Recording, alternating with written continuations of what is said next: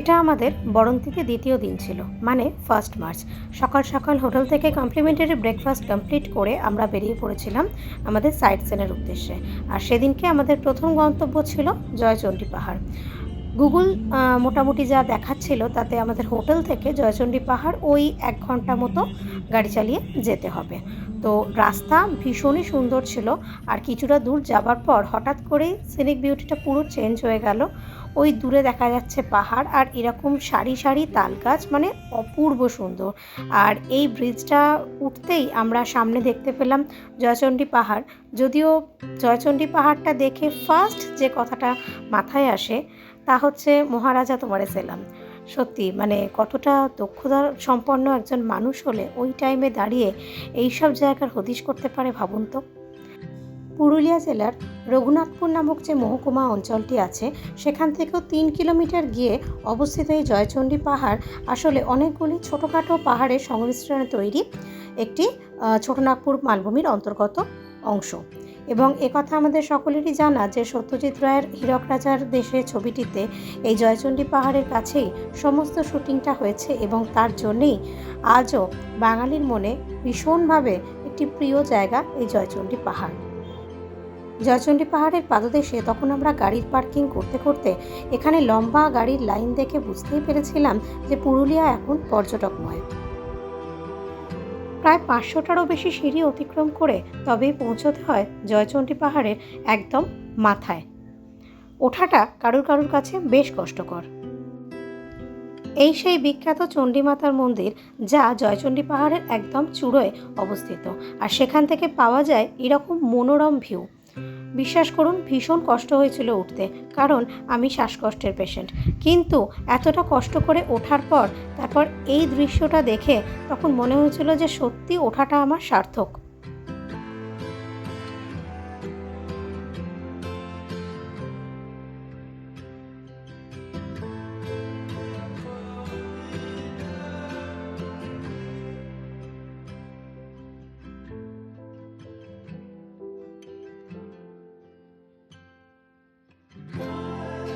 এখানে চণ্ডীমাতা মন্দিরের সঙ্গে একটি বজরংবলীর মন্দিরও ছিল এবং ঘটনাক্রমে সেই দিনটি শনিবার হওয়াতে আমরা যখন জয়চণ্ডী পাহাড়ে গিয়ে পৌঁছই তখন ওখানে পুজো হচ্ছিল এবং আমরাও ওখানে পুজো দিতে পারি। রাস্তাটা দেখে যদি আপনাদের মনে হয় যে আমরা কোনো শুটিং সেটের মধ্যে দিয়ে যাচ্ছি তাহলে সেটা কিন্তু একদমই ভুল নয়, কারণ এটা এতটাই সুন্দর। আর এটা ছিল সেদিনকে আমাদের পরবর্তী গন্তব্য গড়পঞ্চকোট যাওয়ার রাস্তাটা। কী যে সুন্দর রাস্তা! সবথেকে বড় কথা, বাইরে প্রচণ্ড রোদ থাকার পরেও আমরা জানলার কাঁচ খুলেই যাচ্ছিলাম, কারণ সেখানে অতটা গরম লাগছিল না। আর ওই যে সামনে দেখা যাচ্ছে ছোটনাগপুর মালভূমিরই আরেকটি অংশ গড়পঞ্চকোট পাহাড়।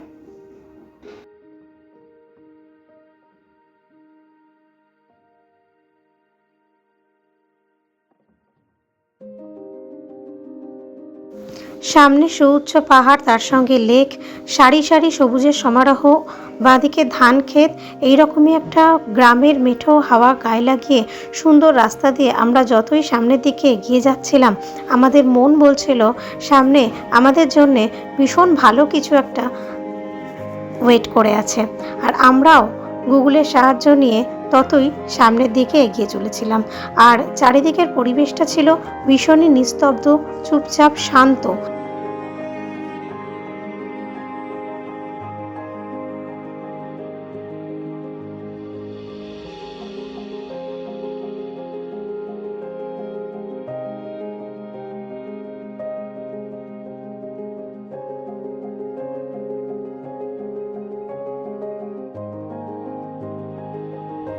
আমরা এই জাস্ট গড়পঞ্চকোটে এসে হাজির হলাম। এখানে এরকম অনেক গড় আছে, গড় মানে কেল্লা বা মন্দিরের মতো। এগুলো অধিকাংশই ভাঙা এবং এই একটাই যেটি দেখা যাচ্ছে এটা ঠিকঠাক অবস্থায় আছে। আর এই দিকে হচ্ছে, আমি ক্যামেরাটা ঘোরাই, এটা হচ্ছে পঞ্চকোট পাহাড়। মেনলি জায়গাটার বিশেষত্ব হচ্ছে এই পঞ্চকোট পাহাড়কে কেন্দ্র করে এই যে একাধিক গড়গুলো গড়ে উঠেছিল। এবং এই গড়পঞ্চকোট আসার যে জায়গাটা, যে রাস্তাটা ভীষণ সুন্দর। রাস্তাটা যেমনি প্রাকৃতিক সৌন্দর্য, ক্যামেরা তো অবশ্যই করেছি, কিন্তু তার থেকে অনেক বেশি এটাকে চোখে বসিয়েছি।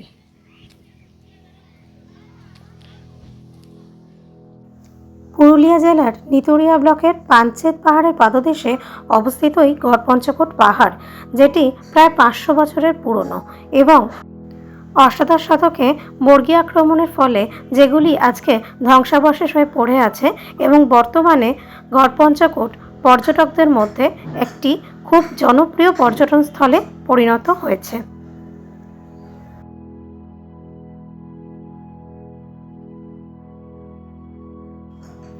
দুর্গগুলি অসম্ভব সুন্দর এবং দুর্গগুলির মধ্যে যে টেরাকোটার সূক্ষ্ম কাজ তা কিন্তু এখনও খালি চোখেও দারুণভাবে চোখে পড়ে। দেখলেই বোঝা যায় তখনকার দিনে কত ধৈর্য নিয়ে এবং কত দক্ষতার সঙ্গে শিল্পী এই দুর্গগুলোকে বানিয়েছিলেন, যা আজও ধ্বংসের পরেও ইতিহাসের বুকে কিন্তু মাথা উঁচু করে দাঁড়িয়ে আছে।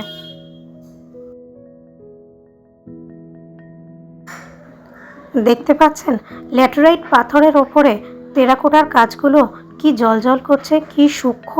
সব থেকে ভালো লাগলো এই মন্দিরগুলো দেখে। হতে পারে এই মন্দিরগুলো এখন একদম ধ্বংসাবশেষ অবস্থায় আছে, কিন্তু তারপরেও জায়গাটি বেশ সুন্দরভাবে ওনারা মেনটেন করেন এবং চারধার থেকে বেশ আলোর ব্যবস্থা আছে। দেখে বোঝা গেল রাতে সেই আলোগুলো জ্বললে এই মন্দিরের সৌন্দর্য অনেক গুণ বেড়ে যায়। এবং সত্যি কথা বলতে রাত হোক বা দিন এই মন্দিরগুলো খালি চোখেই দেখতে অপূর্ব সুন্দর লাগে। এবং এই গড়পঞ্চকোটের আরও একটা ভালো ব্যাপার হলো, এখানে এই মন্দির সংলগ্ন এলাকায় বেশ কেনাকাটির ব্যবস্থা আছে এবং নানাবিধ ছোটোখাটো হোটেল আছে, যেখানে আপনারা আপনাদের ইচ্ছে মতো লাঞ্চ সারতে পারেন এবং সেই দোকানগুলো থেকে আপনাদের পছন্দ সহিত পুরুলিয়ার কিছু স্মৃতি কিনে রাখতে পারেন। ঘড়ির কাঁটায় তখন ওই প্রায় দুপুর 3টে মতো বাজে, আর এতক্ষণে আমরা আমাদের বরন্তির দ্বিতীয় দিনের পরবর্তী এবং সেদিনকার মতো শেষ গন্তব্যে এসে উপস্থিত হয়েছি। দেখে আপনারা সকলে বুঝতেই পারছেন যে আমরা ইতিমধ্যেই এসে উপস্থিত হয়েছি পাঞ্চেত ড্যামে, যেটি ঝাড়খণ্ডের ধানবাদ জেলায় উপস্থিত। সুবিশাল এই ড্যামটি গাড়িতে টোটালটা ঘুরে কভার করতে আপনাদের প্রায় 15 থেকে 20 মিনিট সময় লাগবে।